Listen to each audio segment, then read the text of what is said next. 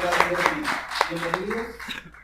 Qué bueno que se dieron el tiempo, la oportunidad y quizás hasta el reto de venir este día para escuchar algo que es quizás llamativo, diferente, y en todo este trayecto de estudios y de investigaciones a lo largo de todos estos años ha sido también como una aventura estar estudiando más allá de lo que se enseña normalmente en una escuela bíblica, en una escuela secular.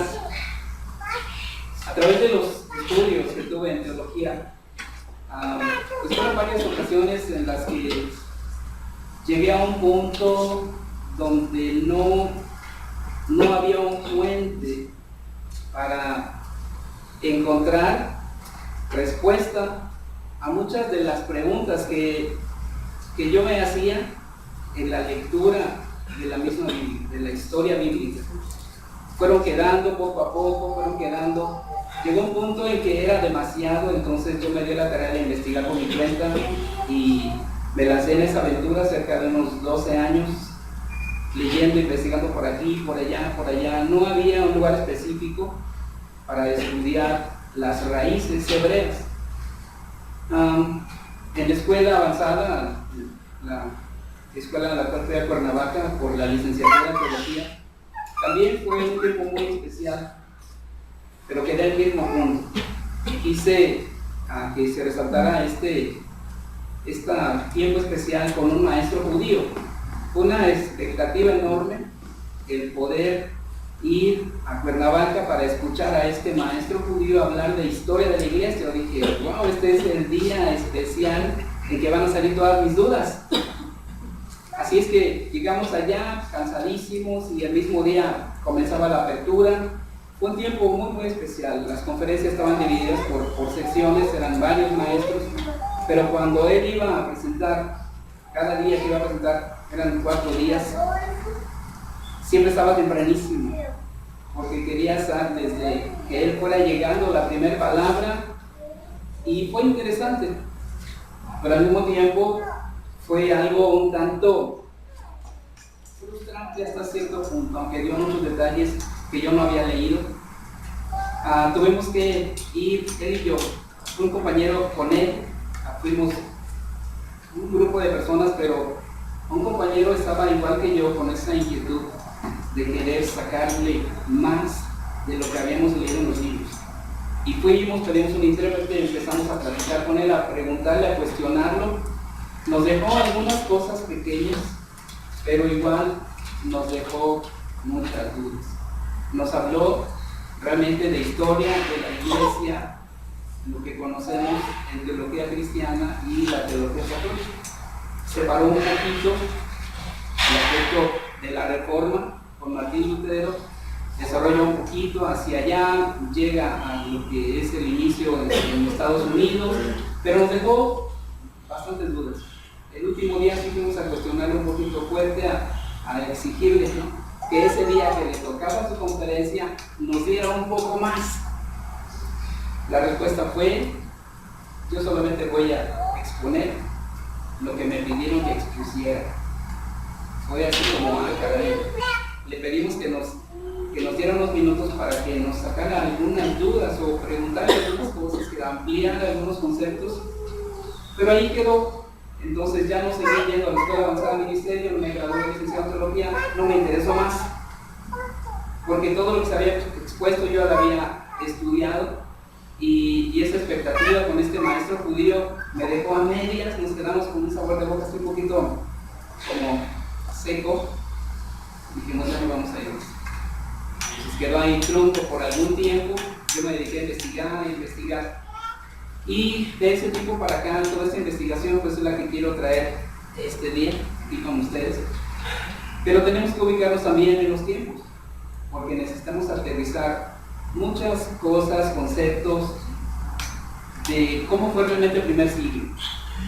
Tenemos solamente lo que se nos ha enseñado a través del catecismo, y luego cuando crecimos en una iglesia los que han tenido una experiencia de ir, por ejemplo, al protestantismo, verlo desde otro punto de vista, lo que nos enseñaron en la escuela, lo que nos dicen los maestros, los libros, es todo lo que tenemos y realmente, créanme, es muy poquito. Y si le añadimos a que casi la mayoría de las personas no nos gusta meter la nariz en la Biblia, pues menos, ¿no? La verdad es que casi nadie le gusta meter la nariz ahí un buen rato en la Biblia, metemos la nariz en otras cosas y nuestra parte espiritual queda siempre un tanto pobre, siempre. Y nos vamos conformando en aquello de que, bueno, yo creo en Dios, Dios me ayuda, Dios me cuida y gracias a Dios y hasta mañana. Y las peticiones de cada día, ¿verdad? Nos concretamos en eso prácticamente toda la vida. Gracias Dios, dame Dios. Gracias Dios, dame Dios. Y no vamos más allá. Así es que hoy va a ser algo interesante porque vamos a ir viendo aspectos muy especiales sobre todo esto. Y vamos a partir de algo. Tienen ustedes ahí unas hojitas en su carpeta. Tienen unos conceptos que les dejamos un pequeño glosario de palabras. Porque tenemos que ir a la raíz de las cosas, a la etimología de las palabras.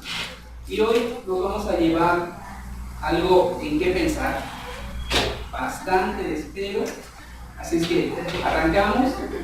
Y lo primero que necesitamos ubicar es que estamos hablando del siglo I, ¿sí? Vamos a partir de ahí, del siglo I. ¿Qué pasó en el siglo I? Y tenemos que retomar un poquito en la historia. Sabemos que hubo 4 grandes imperios, ¿verdad? ¿Quién se acuerda cuál fue el primero? Imperios mundiales.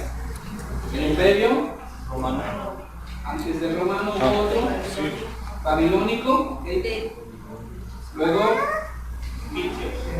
romano, persa, luego persa, griego y el romano. En esos 4 grandes imperios tenemos que ubicar un poquito las cosas para darnos cuenta después de qué estamos hablando en el siglo I.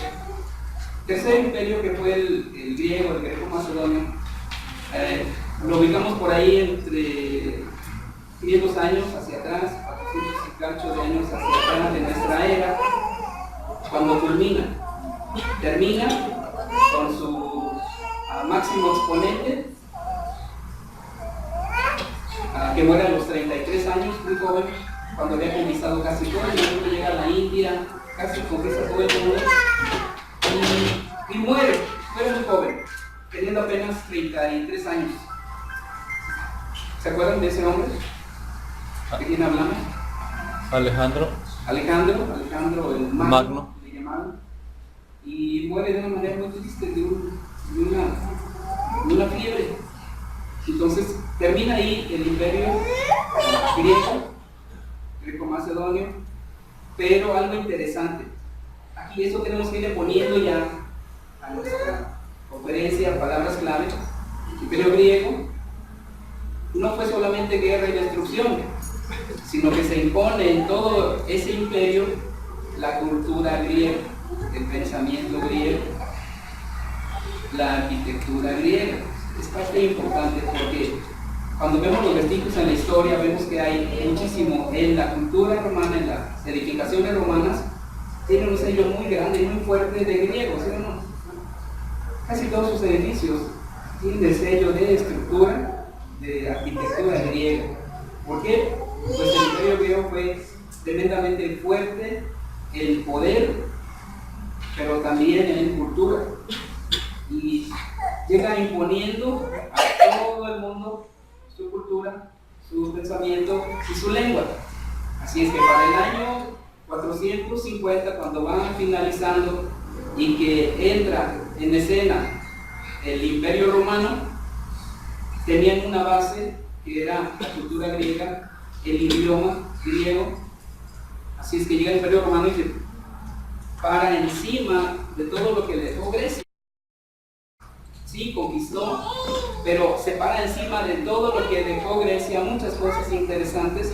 Ya la otra parte no la sabemos, ¿verdad?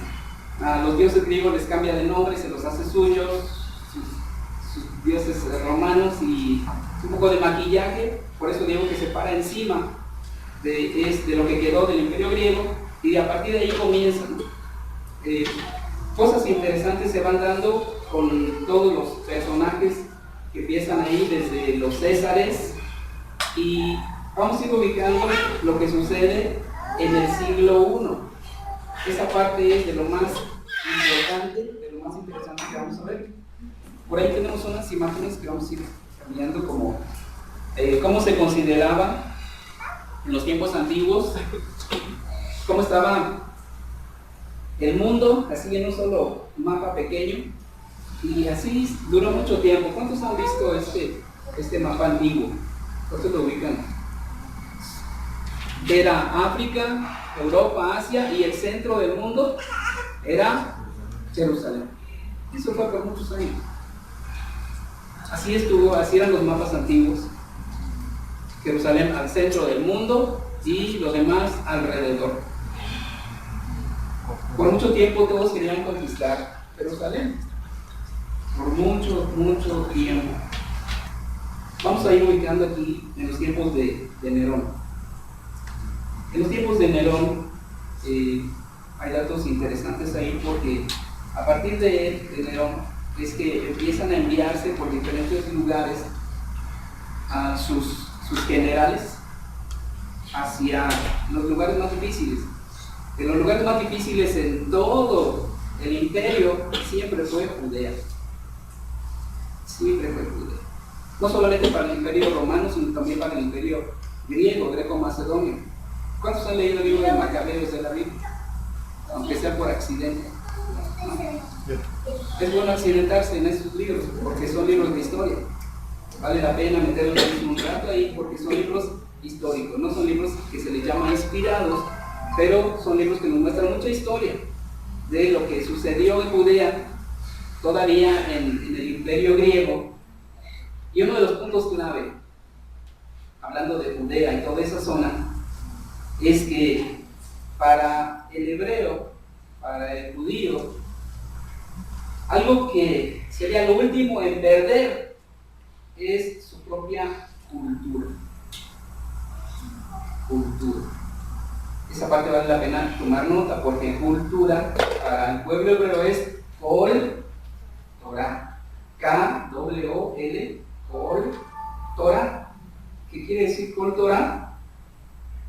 Voz de la instrucción. La voz de la Torah, la voz de las instrucciones, la voz de la ley del Dios de los judíos, del Dios de los hebreos, es la voz de Dios. Por eso se le llama también a la primera parte de la Biblia, los 5 primeros libros, se conoce como la ley, o el Pentateuco, o el Deuteronomio, toda esa parte se le conoce como Torah. Entonces es la voz de la Torah.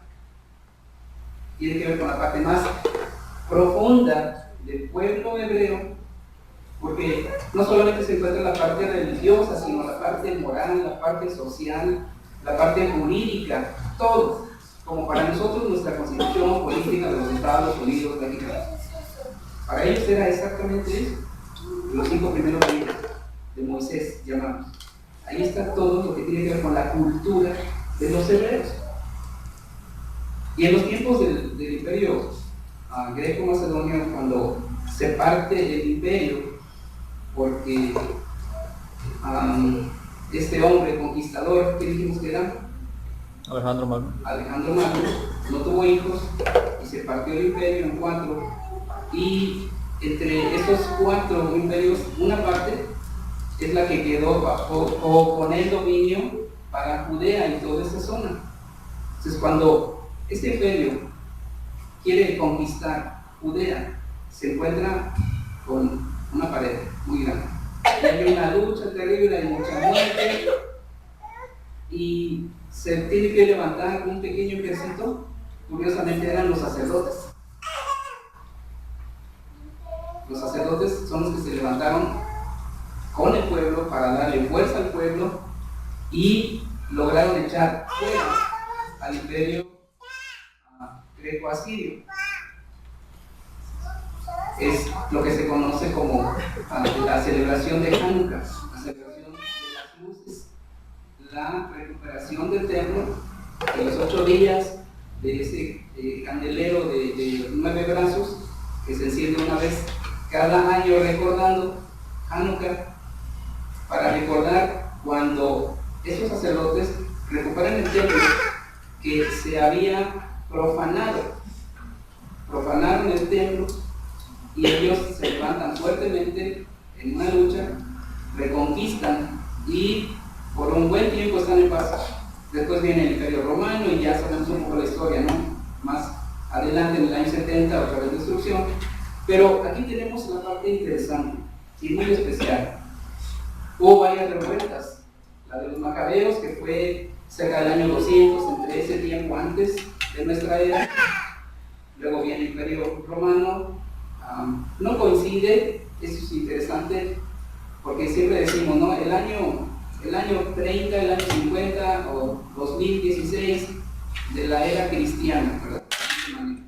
Pero realmente no es que el Cristo, Jesús, o su nombre Yeshua, como es su nombre original en hebreo, él no nació en el año 1 de Roma, pero así lo hemos interpretado toda la vida, ¿no? Como que él partió el mundo en dos, la historia, y sí, hay una parte importante, pero no quiere decir que nació en el año 1, porque el año 1 es en términos del Imperio Romano, no es en términos de religión, no es en términos de religión.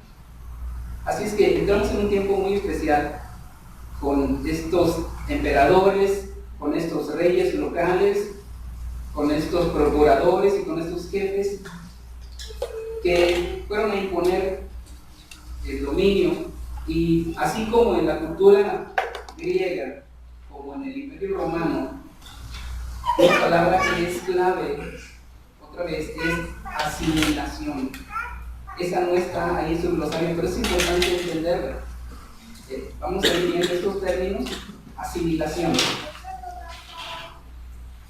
Para el pueblo hebreo, la asimilación es como lo que en estos tiempos le podríamos llamar inculturización, que es sumergirse en otra cultura y perder la propia.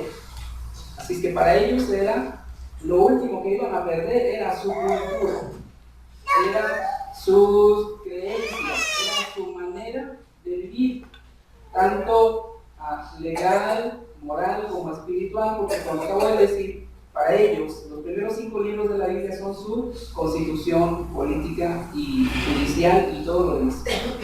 Ahí se encuentran todas las leyes y los códigos para ellos, para vivir como pueblo. Así es que en ese tiempo, lo último que ellos iban a ceder era renunciar a su cultura, renunciar a su forma de creer, porque sería renunciar a ellos mismos. Si a nosotros nos dijeran de repente que llegaran aquí y dijeran, nos permiten un minuto, les queremos dar a todos ustedes ciudadanía palestina en este momento y los llevamos en avión, ¿irían? No. Como están las cosas, yo creo que nadie. Porque además de todo tendríamos que afirmar de que renunciamos a nuestra cultura mexicana, a nuestros tacos mexicanos, a nuestro mariachi mexicano y a todo lo que sea mexicano y a toda forma religiosa. Firmar, renuncio a todo y adoptaré la cultura, las formas y la religión de ellos. ¿Cuántos dicen yo? Ay, caray. Pues es echarse la soga al cuello. Bien. De ese tamaño estaban las cosas. Tener que renunciar a todo, eso es asimilación. Entonces, los sacerdotes del templo, en el año 200 y tantos que pelearon, no estaban dispuestos, ni ellos ni nadie del pueblo. Por eso es que tuvieron que sufrir hasta la muerte, por no perder su cultura. Envuelve religión y envuelve todas las cosas. ¿Estamos bien hasta este momento? ¿Sí? Bien. Vamos a ir un poquito al glosario para ir entrando en materia. Tienen ahí un pequeño glosario y cada palabra tiene un significado. porque vamos a ver el Hechos de los Apóstoles, capítulo 15, pero desde el punto de vista hebreo, desde su tiempo y desde las palabras clave. Así es que vamos a ir viendo palabras como las que tienen ustedes ahí, porque esas son las palabras originales. Vamos a ir a la etimología. ¿Cuántos estudiaron etimología en la escuela? Etimologías grecolatinas, indogermánicas, etcétera, etcétera, etcétera. Y es muy importante, ¿no? ¿Cómo se llama esto? Micrófono. Y viene de dos raíces griegas, ¿verdad? Hasta hoy nos ha alcanzado la cultura griega, está fuertísima. Tiene dos palabras, micro y fono. Mucho de lo que nosotros leemos y de lo que hacemos está así casi permeado de esa gran cultura griega. Pero necesitamos ir a las etimologías hebreas. ¿Por qué? Porque es ahí donde se desarrollaron las cosas. Es desde el punto de vista hebreo que se desarrollaron todas las cosas y todos los eventos bíblicos, y no desde un punto de vista griego ni desde un punto de vista romano. Por eso esto es clave. Y bien se dio esa palabra. Hoy es un día especial, es un parteaguas que nos va a dejar otra manera de ver las cosas, de leer Biblia, y con ese pequeño glosario pues nos va a ayudar. Va a ser interesante, así es que iremos avanzando. Vamos entonces a ver primer punto de Hechos 15, y hay una imagen ahí de vestimentas de la época. Sí, bueno, lo hemos visto tanto en películas, ¿verdad? Películas alusivas a la Biblia, encontramos algo así como turbantes y largas túnicas, ¿cierto? Era lo común, esa era la vestimenta común de la época. Así es que cuando dice la Biblia que las mujeres no se vistan como hombres, y si nosotros no ponemos ojo y ponemos una lupa, decimos pues se vestían iguales, todos usaban túnicas. ¿Cuál era la vestimenta del hombre y de la mujer? Si todos usaban túnicas largas. Y es ahí donde, si no analizamos desde el punto de vista del siglo I y de las raíces hebreas, vamos a decir cosas que nada tienen que ver en este tiempo, porque además todo ha cambiado. Sería como decir, alguien dice, no, yo nunca me pondría una ropa de mujer. O alguien dice, los pantalones son para los hombres y las nalgas son para las mujeres. ¿Cierto? Pero yo creo que nadie ahorita se atrevería a ponerse un pantalón de mujer y pararse aquí a lucirlo.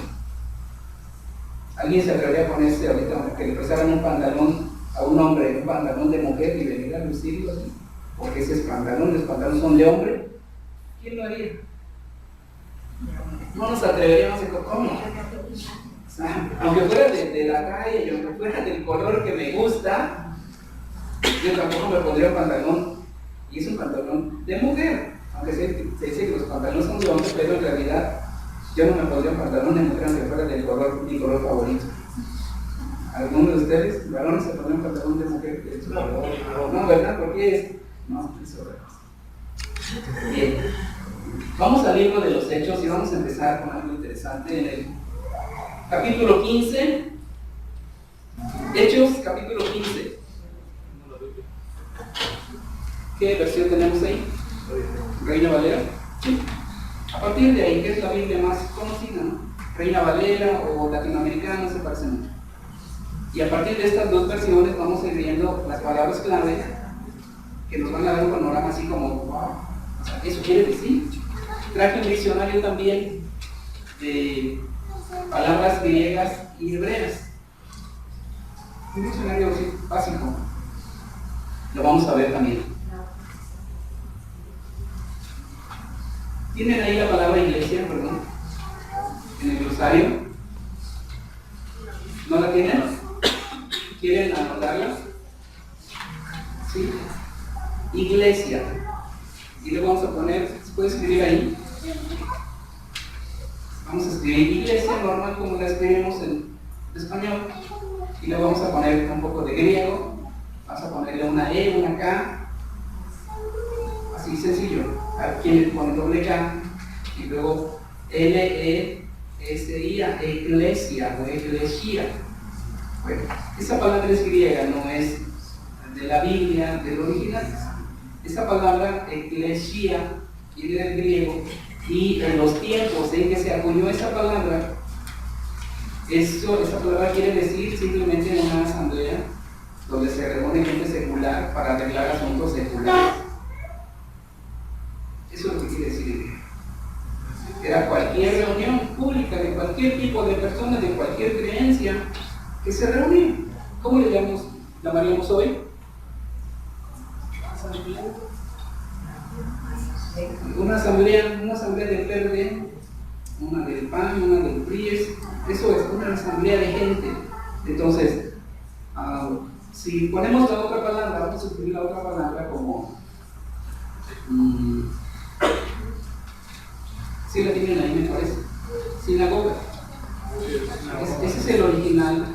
Después del templo de Jerusalén existían sinagogas, que de hecho aún sinagoga es una palabra que tiene mucho trasfondo griego, se aplica exclusivamente a una reunión o a un lugar de reunión de asuntos religiosos que tienen que ver con los judíos. ¿Se dan cuenta cómo es tan precisa una definición y la otra tan imprecisa? Totalmente preciso e impreciso. Una sinagoga es un lugar de reunión donde se reúnen solamente los hebreos, los judíos, a estudiar su Torah, a hacer rezos y ceremonias. Para eso funciona y para eso es una sinagoga. Es un lugar específico para situaciones específicas y para gente específica. Interesante, ¿no? Bien, ya estamos ahí en Hechos 15.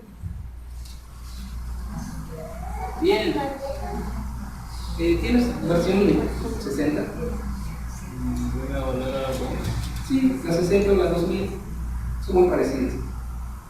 En una versión Reina Valera 60 y una versión Reina Valera 2000 hay pequeños detalles interesantes de un poco mejor, las palabras expresan un poco mejor. Y una versión católica, la latinoamericana, expresa aún mejor. Una versión 60 expresa aún mejor porque es un lenguaje más antiguo. Les voy a responder la pregunta que quizás algunos tienen ahorita de una vez la dejamos lista y no al final. Se dice que la Biblia, principalmente todo el Nuevo Testamento, como se le conoce, fue escrito en griego, ¿verdad? ¿Cuántos tienen esa idea? ¿Nadie? ¿La mayoría? Pueden levantarse a decir, sí, ¿cómo no? Se escribe en griego. Bueno, no se escribió en griego, sino que se fue desarrollando y se fue traduciendo. Lo que sí hubo en griego es una versión que se llama la Septuaginta o el número romano, ¿verdad? ¿Cómo es el 70 número romano? ¿Se acuerdan? LXX. Así se define la versión Septuaginta. Esa versión fue un pedido, pero fue un pedido con la mano en el cuello a los judíos. ¿Por qué? Porque en ese tiempo el rey Ptolomeo de Egipto estaba presionando, tenía bajo presión a los hebreos, a los judíos. Entonces manda pedir por la fuerza, o sea, hace un pedido y quería tener las escrituras del judaísmo en su biblioteca. ¿Sí saben cuál era la biblioteca más grande del mundo en su tiempo? La biblioteca de Alejandría, donde estaba también aquella maravilla del mundo que era el faro de Alejandría. Bien, ese rey, Ptolomeo II, hace un pedido, obliga a que se le haga una copia de lo que llamamos ahora el Antiguo Testamento. Él la tuvo en griego. Se llevaron a 70 escribas a Alejandría, los pusieron por separado a todos, a que hicieran una transcripción de las escrituras, todo el Antiguo Testamento, por separado todos, y después las revisaron.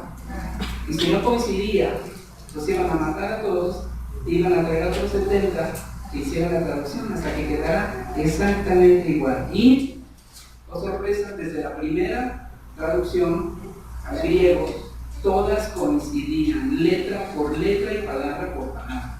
O sea que fue una traducción bastante fiel. ¿Qué es lo que no se tradujo? Bueno, el nombre de Dios, o de quien decimos Dios, ese ellos no lo tradujeron. Ahí sí prefieren morir que escribir el nombre sagrado, o siquiera decirlo. Entonces, el nombre del Eterno, del Todopoderoso, no se hizo una transcripción, sino solo pusieron Dios, o aquel, o es equivalente. Pero coincidió perfecto. Así es que esos 70 sabios, por eso se llama la Septuaginta, 70 sabios, 70 escribanos, hicieron una copia cada uno y las cotejaron, todos eran perfectos. Así es que desde ese tiempo, más o menos el año 300 antes de nuestra era, ya había una versión griega que estaba en la biblioteca del rey Ptolomeo, y como fueron bastantes copias, pues algunos amigos tuvieron una versión, pero ¿qué creen? También algunos judíos tuvieron una versión en griego. Unos judíos sí, es que en Alejandría, la mitad de la población de Alejandría en ese tiempo eran judíos. ¿Y qué estaban haciendo allá? Bueno, hubo muchas dispersiones al pueblo hebreo, muchas. Y en alguna de ellas se quedaron en Alejandría como un buen lugar para vivir, para comerciar, para trabajar, para procrear, y tenían ya un buen tiempo viviendo ahí y hablando griego, porque recuerden que Alejandro Magno prácticamente unió a todo el mundo y para ellos era cómodo hacer negocios, y se quedaron a vivir en Alejandría. La mitad de la población era judía. Por eso es que esa versión de los 70, de la Septuaginta, en ese lugar, en Egipto, y específicamente ahí en Alejandría, había un movimiento interesante de judíos que estaban teniendo una versión griega. De ahí surgieron otras. Vamos ahora sí a Hechos 15, verso 1. Dice, entonces, algunos que venían de Judea, ya ubicamos Judea, ¿verdad? La parte donde viven los judíos actualmente también, en Israel. Venían de Judea y enseñaban a los hermanos diciendo, si no se circuncidan conforme a la costumbre de Moisés, no pueden ser salvos. Aquí nos vamos a encontrar un punto fuerte que ha sido de controversia desde hace muchos años en el mundo cristiano. ¿Por qué? Definitivo, porque la frase es que los cristianos ya no están bajo la ley, están bajo la gracia, ¿cierto? ¿Han escuchado eso en alguna ocasión? Los cristianos ya no guardan la ley de Moisés ni todas esas leyes, sino que ahora están en la gracia, y la gracia ha dejado atrás a la ley de Dios y a la ley de Moisés. Pero bueno, eso lo vamos a desarrollar poco a poco para puntualizar. El verso 1 habla de cierto, dice, ¿verdad? Algunos. Entonces ahí en su hoja ponga algunos, porque al rato vamos a hablar de esos algunos. ¿Quiénes son? ¿Quiénes serán? ¿Qué hacían? ¿Por qué estaban ahí? Entonces algunos que venían de Judea enseñaban a los hermanos diciendo, si no se circuncidan conforme al rito de Moisés, a la costumbre de Moisés, no pueden ser salvos. Así que cuando Pablo y Bernabé tuvieron una disensión y contienda no pequeña con ellos, con los primeros, a ese grupo le vamos a llamar desde el verso 1 judaizantes. Y ahora vamos a desarrollar todo ese enrollo, a desenrollar todo el hilo para ubicar las cosas. ¿Sí? Estos algunos son los que después se denominan hasta nuestros días como los judaizantes. ¿Sí? Dice que Pablo y Bernabé tuvieron una discusión, una contienda no pequeña. Cuando dice no pequeña, esto es un hebraísmo que dice que estuvo en grande. Entonces, no pequeña, o sea que estuvo con todo. Es un hebraísmo, como cuando decimos aquí mi chicharrón es trueno, y la gente que no es mexicana no entiende nada. ¿Qué quiso decir? Una contienda no pequeña con ellos determinaron que Pablo y Bernabé y algunos otros de ellos subiesen a Jerusalén, a los apóstoles y a los ancianos, para tratar esta cuestión. Es decir, había una situación un poco fuerte ahí de discusión y todo con respecto a los primeros creyentes. Dice, enseñaban a los hermanos, a los que estaban viviendo principalmente fuera de Israel, fuera de Judea. Hechos 15 lo vamos a ubicar, estamos hablando del año 50. Ahí estamos, en el año 50, en Hechos capítulo 15, donde se desarrolla el primer concilio de los creyentes en el Mesías, su primer concilio para atender asuntos de todos los creyentes que había en ese tiempo, en Judea y en otras partes del mundo. ¿Hasta dónde dijimos? Hasta Alejandría. Y había otros lugares. Tenemos ahí un mapa de lugares, sinagogas, desde los primeros siglos. Y esta también es interesante. Diáspora de los judíos desde el siglo ¿qué? ¿Cómo le llaman? Desde el siglo II. ¿A partir de cuándo comienza el siglo II? Del año 101. Cuando dice el año 101, se dice es el siglo II. Entonces está todo demasiado cerca, ¿no? Estamos en el año 50, 50 años más, se habla de una diáspora tremenda. ¿Hasta dónde encontramos que había judíos? Miren, aquí no se alcanza a ver quizás esa famosa estrella de los judíos, la estrella de David. Aquí está una, aquí está otra, aquí está otra, donde ustedes ven una estrella. Esto quiere decir que en cada lugar había una comunidad de judíos. Ahora, donde hay una comunidad de judíos, por lógica, existe una sinagoga.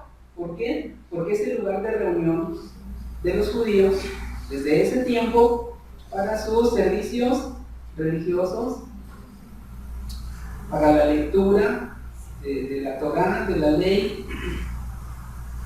Yo no te voy a decir que era el centro comunitario, porque los judíos todos hemos sabido todo el tiempo que los judíos no se mezclan casi con nadie.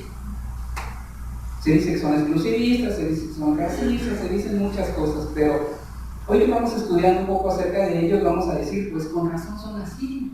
Si siempre los han perseguido, siempre se les han querido acabar por todas partes, entonces ellos se reúnen entre ellos, edifican sus sinagogas, sus centros de fe, sus centros de estudio, sus centros comunitarios, sus centros ceremoniales. Es algo increíble. Tenemos por ahí una sinagoga. Es una sinagoga moderna, pero casi todas tienen un poco de lo que vamos a ver ahí. Y algunos se van a sorprender a decir, ¡oh! Tierra Santa, sí. ¿Ya la vieron?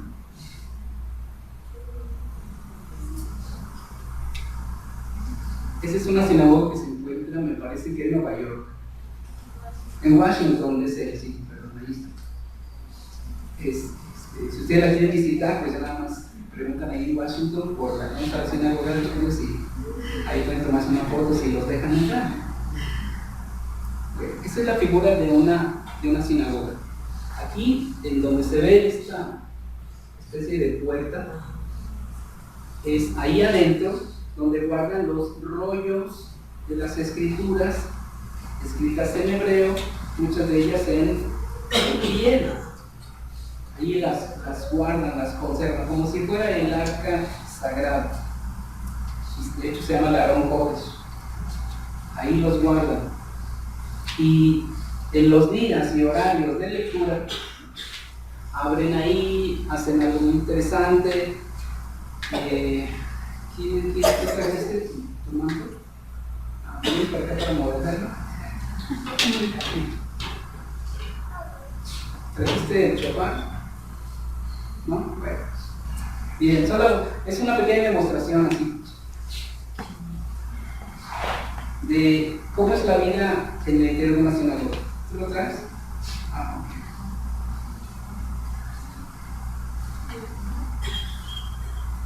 Este es un cuerno, se llama shofar. Hay unos pequeños y unos largos de antílope. Y hay ciertos horarios en que se hace sonar el shofar, se pone el manto de oración, que es algo clásico. ¿Se acuerdan que vimos las vestimentas? Traían túnicas así, turbantes, o les parecían velos, cosas así, porque es parte de un mandamiento. Este mandamiento se encuentra en el libro de Deuteronomio. Ahorita les doy la cita, me parece que es el capítulo 12, donde dice que en las 4 esquinas de las vestiduras de los hebreos deben de tener estos como cintas. Las traducciones españolas dicen flecos, flecos no nos dice mucho, en otra dice borlas, en la más moderna dice de otra manera, muy extraño, y no nos da a entender lo que es. ¿Por qué? Por el idioma, por cómo se tradujo, ya no nos dice realmente lo que era, pero dice flecos. Números 15:38 es una cita también interesante, si la quieren anotar, la vamos a buscar. Y en ese lugar de la sinagoga, en los horarios, esto es claro, vamos a ver un ratito, los horarios para la oración. Había varios tiempos específicos para la oración en el templo y en las sinagogas. Era la hora tercera del día, la hora sexta y la hora novena, la novena. Esto es hebreo. Han escuchado la novena en otros ámbitos, pero era una hora específica de oración para los judíos milenial. Así es que vamos a escuchar un sonido de shofar que indica que, sencillo, como llamado. Okay, un llamado.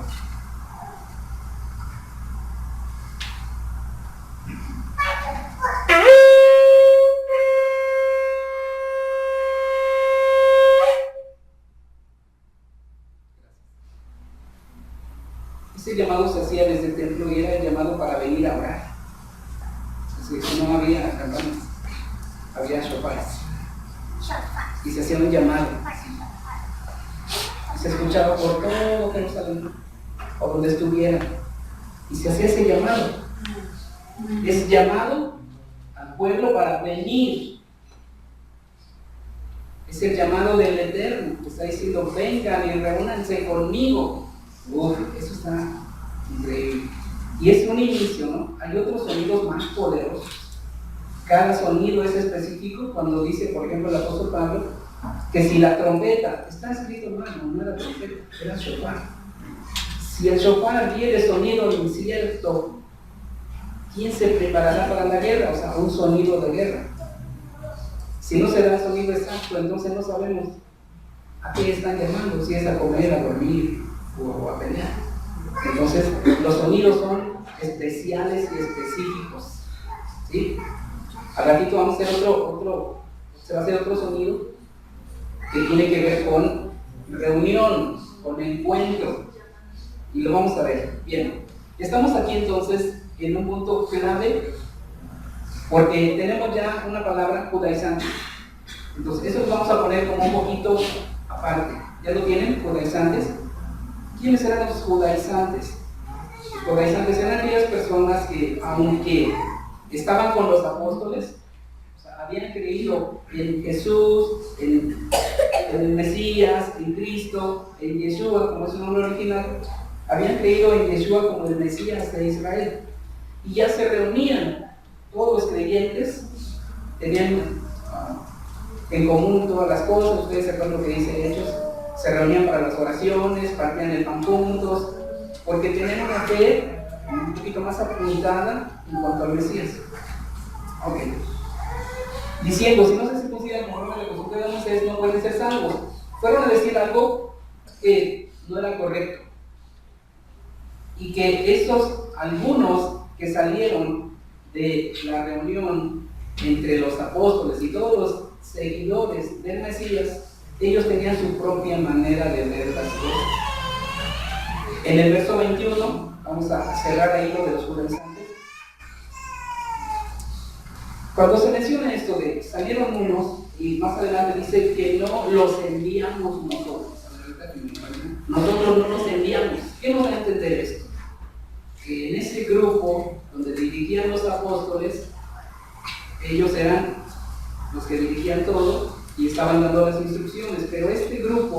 salió por su cuenta. ¿Sí se entiende? Salió por su cuenta para decirles a todos los creyentes que estaban viniendo a la fe en el Mesías que tenían que circuncidarse. ¿Y qué quiere decir esto? Volverse judíos. Y eso implicaba que tenían que hacer y guardar todas las tradiciones judaizantes. Entonces, para añadir ahí, los que enseñaban las tradiciones, más allá de la Torah, enseñaban a guardar todas las tradiciones. Esos eran los judaizantes. Enseñaban a guardar todas las tradiciones que no están en la Biblia, que son de los llamados rabinos o del Talmud, y que están fuera, muchas de ellas están fuera de la Biblia, no son específicas, algunas fueron inventadas, y a eso se le llama judaizar bíblicamente. Porque hemos escuchado de todo en este tiempo que judaizar es decir Yeshua en lugar de Jesús. Eso no es judaizar. Lo que estamos aprendiendo hoy es judaizar. Que se les diga a las personas que no son hebreas, que no son descendientes de judíos, que tienen que hacer todos los rituales judíos, que tienen que guardar todas las tradiciones judías. Eso se le llama ir a una conversión al judaísmo. Eso, número uno, cuesta mucho dinero, cuesta mucho tiempo y cuesta mucho trabajo. Hay quienes después de 4 años o 5 años no alcanzan la calificación para hacerse judíos y que entonces puedan ir a la circuncisión ritual. No les alcanza a veces ni 4 ni 5 años. Estudian tradiciones, más tradiciones. Y dejan bastante fuera la Torah, la Biblia, y se meten solo en las tradiciones. Encontramos esa parte donde dice 24. Perfecto. Vamos a conectar 15.1, pues antes, con 15.24.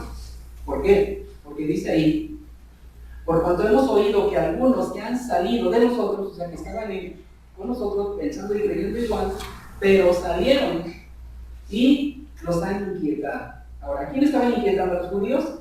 No, ellos tienen la costumbre de la circuncisión. ¿A quién estaban inquietando? A los gentiles que estaban viniendo a la fe en el Mesías judío. A ellos estaban inquietando. ¿Está claro entonces? Hemos oído que algunos que han salido de nosotros los han inquietado con palabras turbando sus almas, mandando circuncidarse y guardar la ley, a los cuales no dimos tal mandato. Ahora, cuando dice aquí la ley, encontramos otra vez una mala traducción. Aquí tenemos que añadirle en ley, y si tiene su Biblia, póngale ley oral. Y ya se acabó. Y se entiende entonces totalmente la diferencia. ¿Qué es la ley oral? El Talmud, las tradiciones. Yeshua dijo a un grupo de personas, sabios, supuestamente doctos, les dijo: ustedes hierran, han errado, han fallado porque desconocen las Escrituras. ¿Cómo que a un maestro de la ley le dijo que desconocían las Escrituras? Bueno, ahora lo podemos entender. Desconocían las Escrituras, pero se sabían al dedillo las tradiciones. ¿Por qué tu discípulo no se lava las manos para comer? No es lícito que arranquen espigas de trigo en Shabbat, en sábado. Habían añadido muchas tradiciones, mandamientos, legalismos. La Biblia no es legalismo. La Biblia es perfecta. Dice el apóstol Pablo y dice el rey David, es perfecta. Pero los legalismos que están fuera de la Biblia, son mandamientos de hombres. No digo eso, han leído eso en la Biblia. Mandamientos de hombres. Esa es otra cosa. Todas las denominaciones están llenas de mandamientos de hombres. No crean que solamente los judíos. Todas. Lo que está fuera de la Biblia es un mandamiento de hombres. No es de parte de Dios. ¿Vamos bien hasta ahí? ¿Está digerible? ¿Sí? No está difícil, ¿verdad? Ahora, yo les he inventado cosas, me traje libros, que van y los saco. Como estamos ahí en el versículo 1, en el versículo 24, y vamos bien. Es interesante eso, ¿no? Encontramos entonces un grupo específico de personas que habían pasado ellos por la conversión al judaísmo. Habían hecho su conversión porque no eran judíos.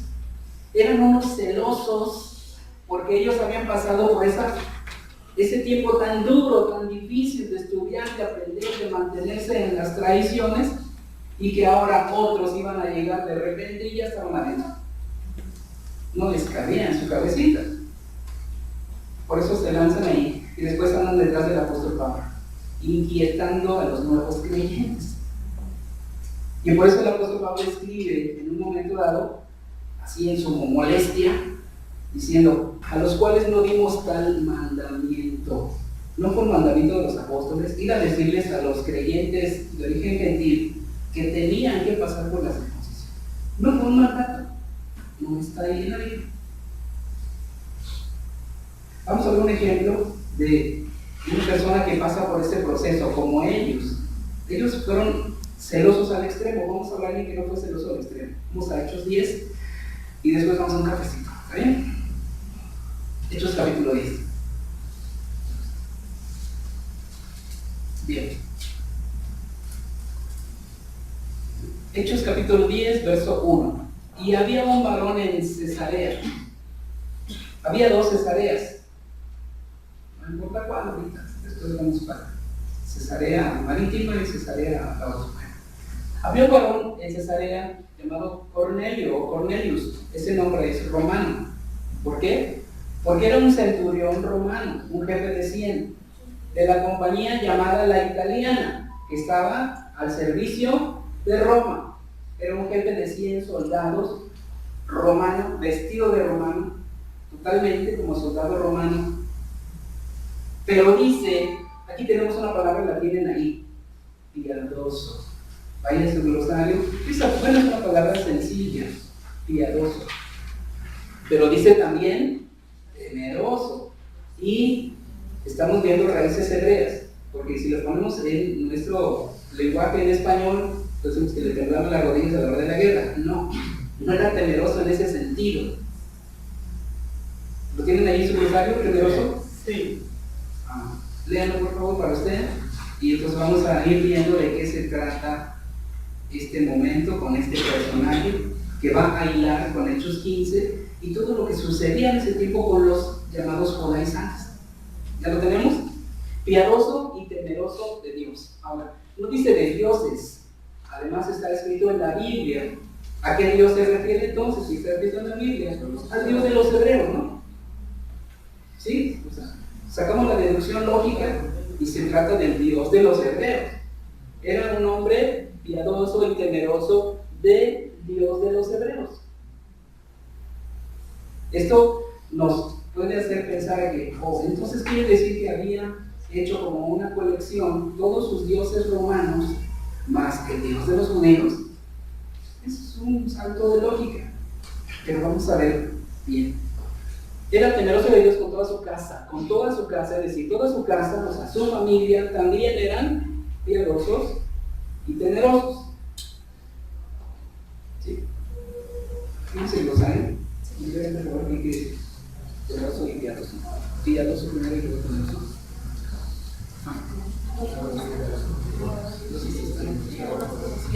Piadoso, del hebreo hasid, una persona que practica la bondad y la piedad. ¿Dónde están? Piadoso y temeroso de Dios. Ahora, hace falta dos palabras, las vamos a anotar ahorita. Es prosélito de la puerta. Eso tiene que ver con la sinagoga. ¿Ok? Sí lo tenemos. ¿Qué quiere decir prosélito de la puerta? ¿Lo están leyendo ahí en su glosario? Prosélito de la puerta. Prosélito de la puerta, del hebreo ger keshat, gentil que adoptaba algunas de las enseñanzas judías sin llegar a una conversión total al judaísmo. Estos eran ubicados comúnmente en la parte cercana a la puerta de la sinagoga, de allí el nombre de prosélito de la puerta. Ese prosélito de la puerta eran las personas, como está ahí en el glosario, dice que eran personas más allá de simpatizantes del Dios de los hebreos. ¿Qué palabra clave encuentran ahí? Más que simpatizantes. Dice que adoptaba algunas de las enseñanzas del libro de los judíos, de la Biblia, adoptaba algunas de las enseñanzas. Existe algo que se llama las 7 leyes de Noé. Las 7 leyes de Noé. En el judaísmo, bueno, tiene siglos que se habla de eso y que se encuentra en Hechos 15, lo vamos a ver enseguida, tiene que ver con eso. Las 7 leyes de Noé que después dictan los apóstoles hacia el mundo gentil que estaba viniendo a la fe en el Dios hebreo y le dice que se guarden de estas pocas cosas, pero que comiencen a ir a la sinagoga. Alguien va a decir, así no dice la Biblia. Ahorita se los demuestro que así dice entre líneas. Ahí está, en medio de las letritas negras. Eso quiere decir, y ahorita lo vamos a ver. Dice entonces que de la compañía llamada La Italiana, algo interesante ahí, la compañía italiana se creó, esa legión, por uno de los grandes emperadores para su protección, porque estaba en tiempos muy difíciles. Y cada personaje de esta legión, la italiana, para poder ingresar, debería comenzar con una estatura. ¿Saben cuánto tenía que medir como mínimo un aspirante a ser un soldado romano de la italiana? 2 metros. El más chaparrito tenía que medir 2 metros. Entonces, imagínense, eran tipos imponentes. 2 metros, como mínimo, ¿sabes?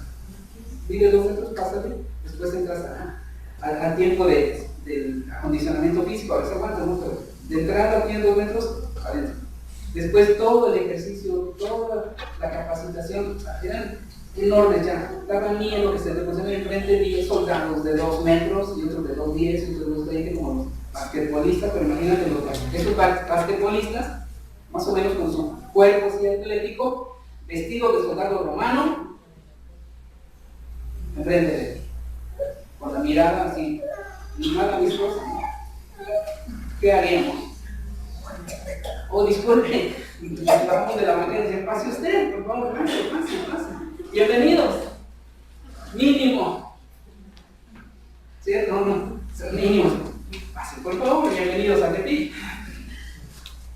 Así es que este personajazo de 2 metros o más, un jefe de 100 soldados, era un simpatizante, pero no solo eso, era alguien que practicaba, que había adoptado costumbres del pueblo hebreo. ¿Qué tipo de costumbres? Religiosas. ¿Sí? De las costumbres y maneras de la religión propia de los judíos. Amén. Ya se va tu cabecito como para pasar estas verdades, ¿no es cierto? ¿Sí? 2 minutos y nos vamos por aquí. Un minuto por favor. Temeroso de Dios con toda su casa, daba muchas limosnas al pueblo. ¿A cuál pueblo? Al pueblo conquistado, a los judíos. Daba limosnas a los conquistados. Eso no es común. Bueno, es que no era un personaje común, por eso daba limosnas al pueblo conquistado. Y oraba a Dios siempre. Interesante. Siempre. Oraba a Dios siempre. Este vio claramente en visión, como a la hora novena. ¿Se acuerdan de la hora novena? ¿Está por ahí? ¿En el glosario, hora novena? Sí. Ok, ¿qué dice?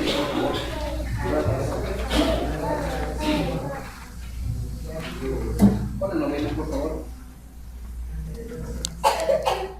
Una de las horas consideradas para la oración diaria en el judaísmo, alrededor de las 3 de la tarde aproximadamente, en la cual se hace la oración de Minjá.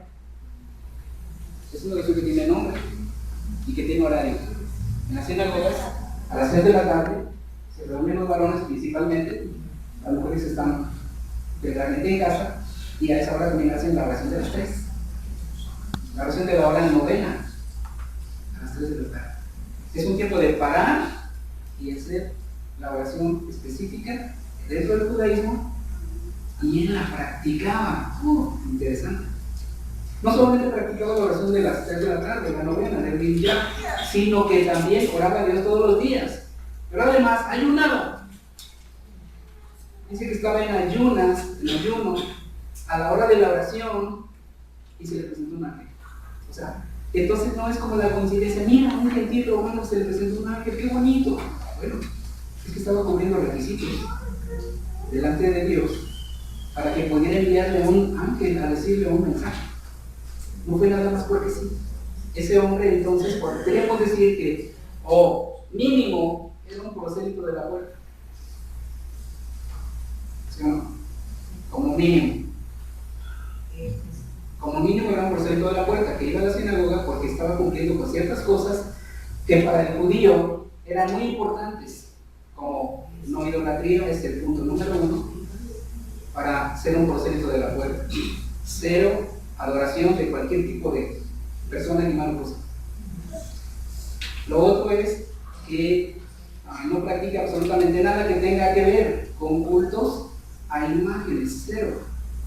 Es otro requisito. El otro es no comer sangre de ninguna manera, ni cruda, ni cocida, ni de ninguna manera. Ni animal o ahogado o estrangulado. Ni practicar ninguna clase de pecados sexuales. Ninguna.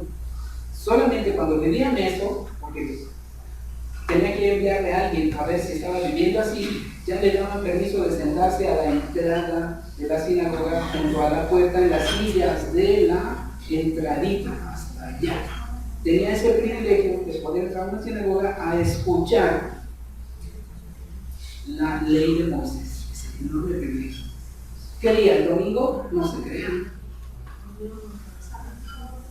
El miércoles, las sinagogas abren sus servicios especiales de lectura, de estudio y de oración solamente los viernes al caer el sol y el sábado todo el día. Exclusivamente. Como servicios de sinagoga. Nada más, viernes en la tarde, en la nochecita, para abrir Shabbat, se llama abrir Shabbat, y todo el sábado, todo el día, en las diferentes oraciones, los rezos, los cánticos, la lectura, la explicación, y después ya se van a su casa. Entonces, vemos un nombre ahí bastante interesante. Ahora vamos a ver que son proselitos de justicia y vamos a conectar con Hechos 15:1 y Hechos 15:24. Proselito de justicia. Proselito de justicia, en hebreo Ger Sedek, gentiles convertidos al judaísmo que cumplían todas las enseñanzas y preceptos de la fe judía. Esto incluía la circuncisión, por lo tanto, eran gentiles convertidos al judaísmo. Un Ger Sedek, o un proselito de justicia, dice que aquella persona que ya se había aprendido todos los rezos, todas las oraciones, que acudía a las oraciones en su hora, en lugar específico, que estaban en lo que se llama kashrut, es decir, todo lo que es la alimentación y la exigencia judía, que no comen ni puerquito, nada de relacionado, ni animal ahogado, ni muchas otras cosas. Eso se llama kashrut. Guardan específicamente todo lo que tiene que ver con la alimentación. Así es que después de aprenderse todas las oraciones, los rezos, acudir, comer solamente puro, lo autorizado, el Talmud, voy para allá. No todo está especificado en la Biblia como contrario. Hay muchas cosas en la Biblia para el pueblo hebreo, muchísimas. Solo es que necesitamos aprender a leer con lentes hebreos. Hay que pedirnos, haga su pedido allá arriba. Permíteme leer con unos lentes hebreos para entender desde niños lo que realmente quieres decir, lo que realmente mandaste decir, lo que yo necesito saber. Así es que en este punto los prosélitos de justicia eran gentiles, no judíos, de cualquier nacionalidad, que querían volverse judíos. Y le decían, bueno, pues ven mañana. Y al día siguiente le decían, no tengo tiempo, ven mañana. Y al otro le decían, ven para la otra semana. Una prueba primero, una prueba fuerte de si verdaderamente querían y quieren. Eso es hasta el día de hoy. No crea que a las 2 veces que toque la puerta van a dejar entrar. Van a poner muchas pruebas antes de. Ya cuando tienen la entrevista, entonces le ofrecen un manualito pequeñito. Tienen que aprenderse ese pequeño manualito. Cuando se lo aprenden y regresa y lo califican, le dan un manual más gordito.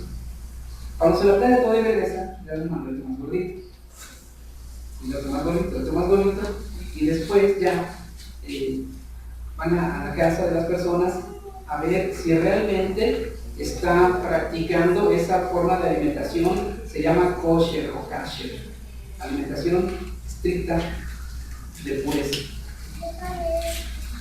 Después de eso ya empieza a asistir a la sinagoga como prosélito de la puerta y poco a poco va su desarrollo hasta que le dicen: tú ya estás listo para la circuncisión. Se llama Brit Milá, pacto, un pacto. Hasta entonces, lo último es la circuncisión, y en el mundo cristiano, católico, protestante, se piensa que inmediatamente que alguien se hace la circuncisión, se está volviendo judío. No, olvídense, es un rollazo terrible, es una dificultad enorme. No basta con que alguien se haga la circuncisión y piense que ya se hizo judío, no funciona así. Hay mucha dificultad. Así es que este hombre, por lo menos era un prosélito de la puerta, ¿cierto? Practicaba ciertas cosas, la oración de las 3 de la tarde, ciertos detalles, mínimo era un prosélito de la puerta. Mínimo. Piadoso, temeroso. Ahora, hay una palabra clave que está ahí, se llama sedek. Piadoso, una persona justa. Justo en el lenguaje hebreo, la palabra es sadik, con K al último, sadik. Quiere decir un justo que practica la justicia. La justicia para el pensamiento hebreo es simple y sencillamente la ley, los 5 libros. Esa es la justicia de Dios. Los 5 libros de Moisés. No es la justicia según nuestro diccionario de la Real Academia Española, ¿no? Es el pensamiento hebreo.